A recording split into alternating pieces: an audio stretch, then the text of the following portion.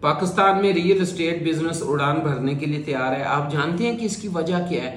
اس کی وجہ یہ ہے کہ حکومت ریئل اسٹیٹ بزنس میں بے شمار اصلاحات لا رہی ہے. ڈیجیٹل سسٹم ہو رہا ہے. یہ تو چلو پنجاب میں ڈیجیٹل سسٹم جو ہے اس کا عملی آغاز ہو چکا ہے، لیکن وفاقی حکومت نے جو پورے ملک کا جو سسٹم چلا رہے ہیں، انہوں نے ریئل اسٹیٹ ریگولیٹری اتھارٹی کا عملی آغاز کرنے کا آغاز کر دیا ہے، اور اس کے تحت جو ہے نا وہ اصلاحات کر رہے ہیں. ویسے تو ریئل اسٹیٹ ریگولیٹری اتھارٹی کا آغاز جو ہے وہ 2011-12 میں ہو گیا تھا، لیکن اس کے بعد 2014 میں اس میں اصلاحات کی گئیں. پھر 2015-16 میں دوبارہ اس قانون میں صدارتی آرڈیننس کے تحت اس میں امینڈمنٹس کی گئیں. اس کے بعد 2018 میں اسلام آباد اور راولپنڈی میں proper real estate regulatory authority کا آغاز کیا گیا. آپ جانتے ہیں کہ ریئل اسٹیٹ ریگولیٹری اتھارٹی کیا ہے؟ یہ ریئل اسٹیٹ ریگولیٹری اتھارٹی کے تحت ہی یہ جو پنجاب لینڈ ریونیو اتھارٹی نے پورے سسٹم کو ریئل اسٹیٹ کو محفوظ بنایا ہے، ڈیجیٹل کیا ہے اور کمپیوٹرائز کیا ہے اور تمام اصلاحات کی ہیں. یہی آپ کی پراپرٹی کو محفوظ رکھنے کے لیے ریئل اسٹیٹ کا اور پراپرٹی کو محفوظ رکھنے کا ایک سسٹم ہے.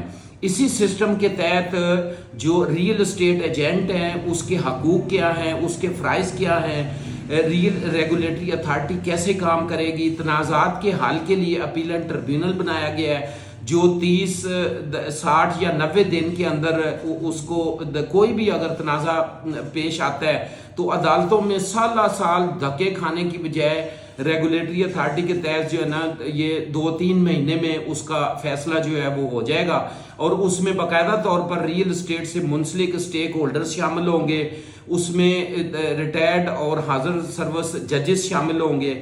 ریئل اسٹیٹ بزنس کے جو ماہرین ہیں وہ اس میں شامل ہوں گے، جو سٹیک ہولڈرز ہیں جن کا سالہ سال کا تجربہ ہے.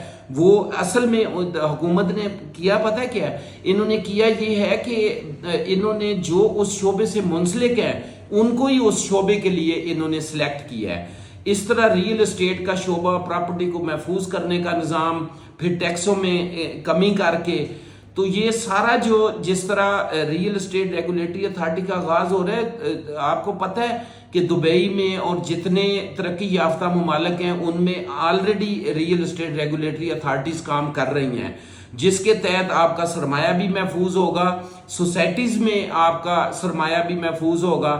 سوسائٹیز جتنی زمین ہوگی اتنی ہی الاٹمنٹ کر سکیں گی. اوور فائلز جو ہیں وہ نہیں بیچ سکیں گی، بلکہ اس کے لیے جو ہے علیحدہ ایسکرو اکاؤنٹ بنائے جا رہے ہیں تاکہ جس کو حکومت جو ہے وہ اس کی دیکھ بھال کرے گی، اور ایسکرو اکاؤنٹ کے تحت جو ہے سوسائٹیز کام کریں گی. سوسائٹی کا اور حکومت کا وہ مشترکہ اکاؤنٹ ہوگا جس میں آپ کا پیسہ جائے گا، اور جس بائی لاز کے تحت سوسائٹی نے یا جن ٹرمز اینڈ کنڈیشن کے تحت سوسائٹی نے وہ پلاٹ یا پراپرٹی کو تعمیر کر کے دینا ہے، روڈز بنانی ہیں، بنیادی سہولیات اور گھر بنانے تک کی ساری سڑکیں اور سیوریج وغیرہ فراہم کرنا ہے، اسی ایسکرو اکاؤنٹ کے تحت آپ کا محفوظ سرمایہ جو ہے محفوظ جگہ پہ ایز اٹ از وہاں پہ لگے گا.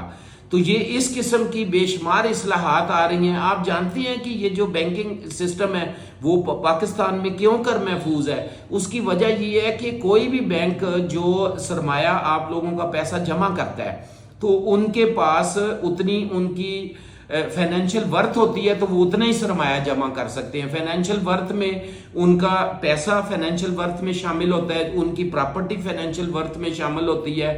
اس کے علاوہ انہوں نے جو حکومت کو لون دیا ہوتا ہے یا لوگوں کو حکومت کے کہنے پر مختلف اسکیموں میں لون دیا ہوتا ہے، تو اس کو وہ جب سب کو ملا کے تو بینک کی فائنینشیل ورتھ بنتی ہے. اور اسی طرح آپ دیکھیں کہ بینک میں کوئی بھی بندہ پیسہ جمع کراتا ہے تو وہ موڑ کے نہیں دیکھتا، وہ کہتا ہے کہ بھی جی ٹھیک ہے میرا پیسہ بینک میں جمع ہو گیا ہے، اور دلی طور پہ وہ سمجھتا ہے کہ اس کو پتہ ہے کہ بینکنگ سسٹم ہمارا کتنا محفوظ ہو چکا ہے. اسی طرح ریئل اسٹیٹ سسٹم کو اور آپ کی پراپرٹی کو محفوظ کیا جا رہا ہے.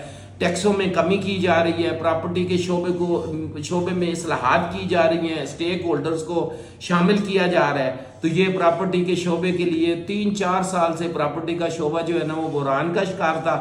آپ سب کو مبارک ہو کہ اب ریئل اسٹیٹ جو ہے وہ شعبہ جو ہے ہمارا وہ اڑان بھرنے کے لیے تیار ہے، اور انشاءاللہ آنے والے دن تو بہت ہی اچھے دن ہوں گے.